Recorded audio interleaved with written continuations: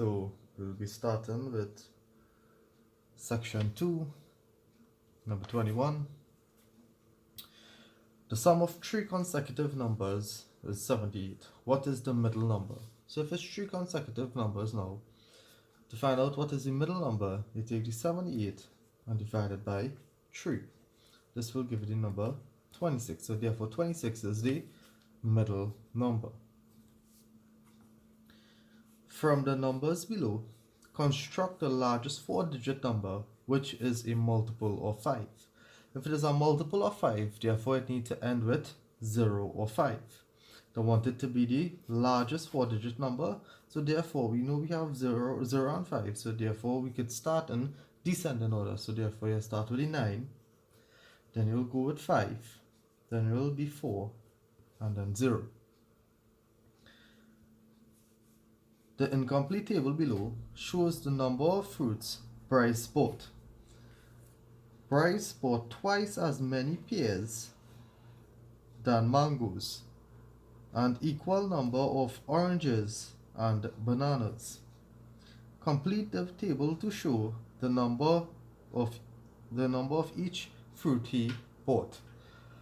So we know now he bought twice as many pears as mangoes. So mangoes he bought 6. So you need to calculate how many pears he bought. So to calculate how many pears he bought, since it was twice the amount, you take 6 and multiply by 2, which is equal to 12. Therefore he bought 12 pears. We know now the amount of mangoes, the amount of pears he bought, and the total he bought. So to calculate what orange and banana is,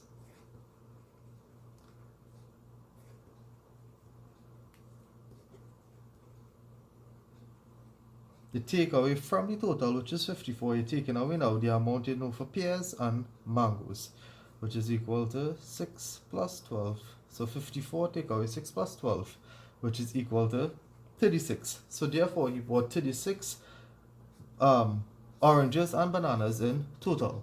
So to calculate what either oranges are or bananas are, since you know there are equal number of bananas and oranges, to calculate for either or,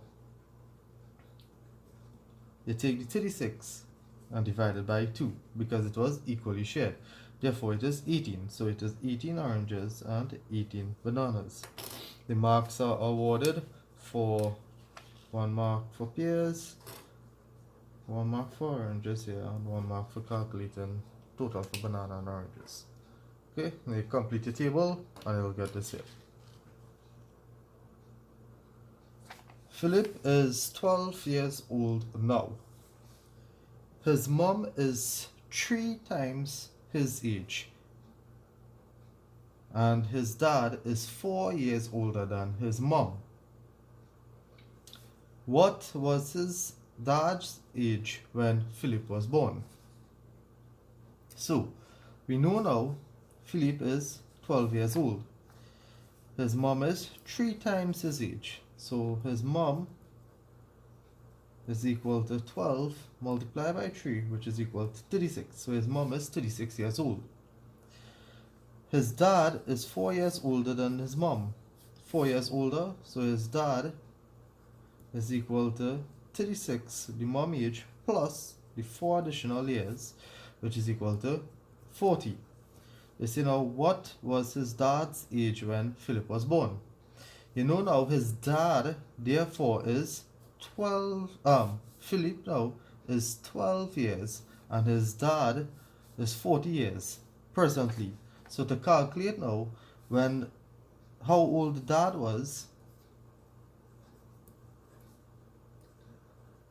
when Philip was born, you take 40, which is his dad's current age, and take away Philip's current age, which is 12, and therefore you'll get 28. So therefore his dad was 28 years old when he was born. Shri bought a number of cupcakes. She sold 1/3 of them and 1/6 of them were stolen. She now has 70 cupcakes left. How many cupcakes did she buy? So what you need to calculate first is the total that was both sold and lost. Alright, well, stolen. Alright, the total fraction you need to calculate that was sold and stolen. So, total fraction there will be 1/3 plus 1/6. The LCM here will be 6. You'll get 2 plus 1, which is equal to 3/6, which is equivalent to a half.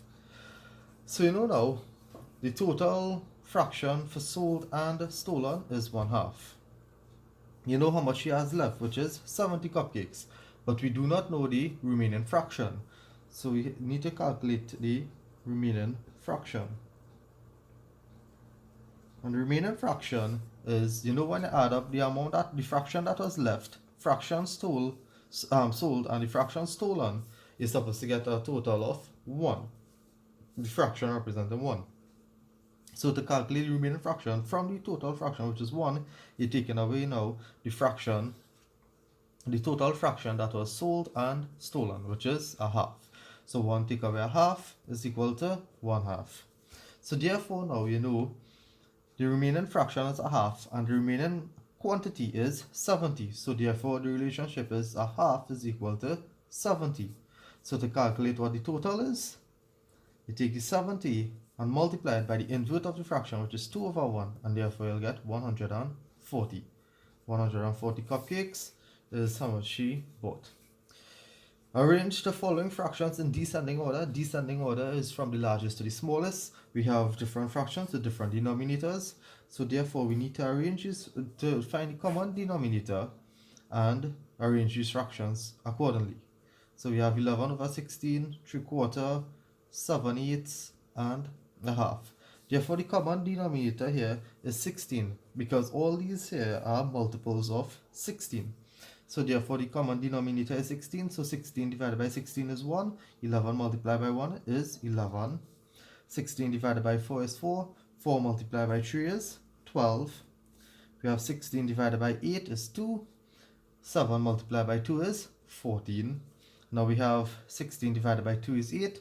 8 multiplied by 1 is 8. So therefore each one of these numbers represents the fraction respectively.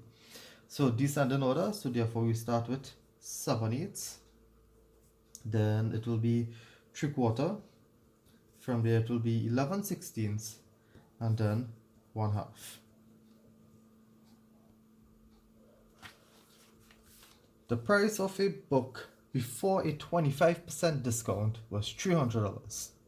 Calculate the cost of the book after the discount. So you know before the discount is $300, we know the discount percent is 25%, but we do not know the discount amount. So first we need to find out how much is the discount amount. To calculate the discount amount, you take the 25%, percentage is out of 100, so you put it over 100, and then multiply it by the original price, which is 300/1. Therefore you will get $75. So you know the discount amount is $75. You want to calculate what is the selling price. So therefore the price after the discount, since it is a discount you need to take away here now. So from the original price, which is $300, you're taking away now the discount amount, which is $75. And therefore you will remain with $225.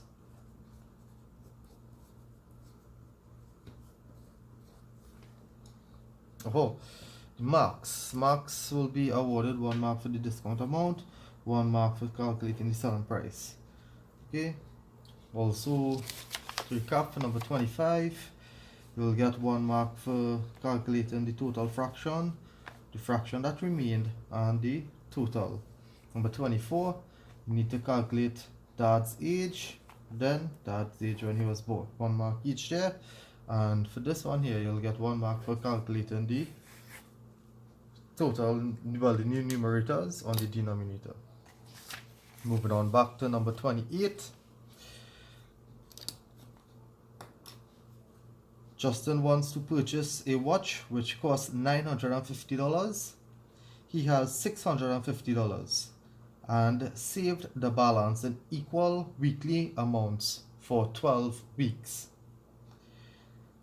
How much did he save weekly to get the balance? So, you know now the total cost of the watch is $950. The amount he has is $650. So therefore, we need to know how much money he need. Well, he had to save basically the balance. So calculating the balance, it is $950, taking away the $650, and therefore it was $300 he needed to save. He saved for this $300 for 12 weeks. So 12 weeks, after the 12 weeks, he earned a total of $300. So to calculate the amount for 1 week, it is equal to the $300 divided by the 12, and you'll get $25. So in 1 week, he was saving $25. The marks are awarded for there's 3 marks. You get 1 mark here, 2 marks here. Okay. What is the smallest number that must be added to 177 to make it a multiple of 5? Explain how you derived to your answer. So, we need to always remember a multiple of 5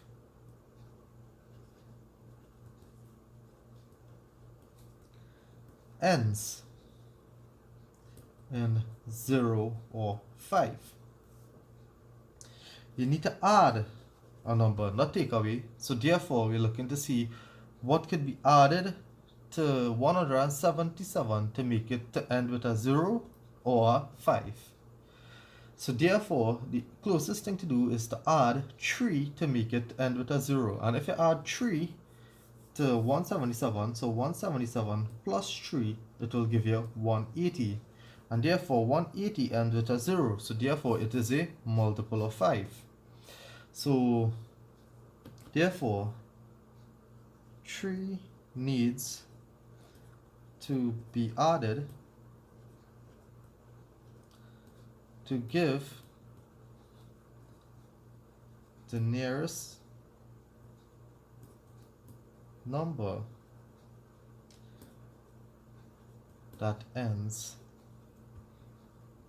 with 0.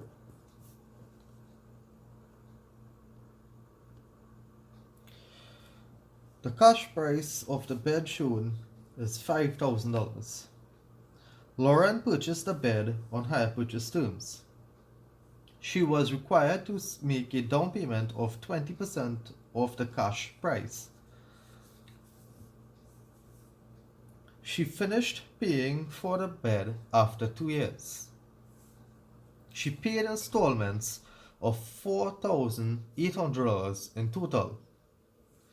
Calculate the amount of money she would have saved if she had purchased the bed for the cash price. So, we know the cash price of the bed is $5,000. Total installment is $4,800. You made a down payment of 20%, and the length of time was 2 years. So these are the key information that we need to extract from this question. First, what we need to calculate is the down payment. We know the down payment as a percent, but we do not know it in money. So therefore, we need to calculate it in money. So down payment amount is equal to 20% over 100. So 20 over 100 multiplied by the cash price over 1, which is 5,000 over 1. And you will end up with $1,000. So we know now you made a down payment of $1,000 and you had to pay installments. Installments is the amount you pay in each month. Alright, so for 2 years, and when after the 2 years you paid a total of $4,800. So to calculate the total that you paid in hire purchase is equal to the down payment, which is $1,000, plus the cash price.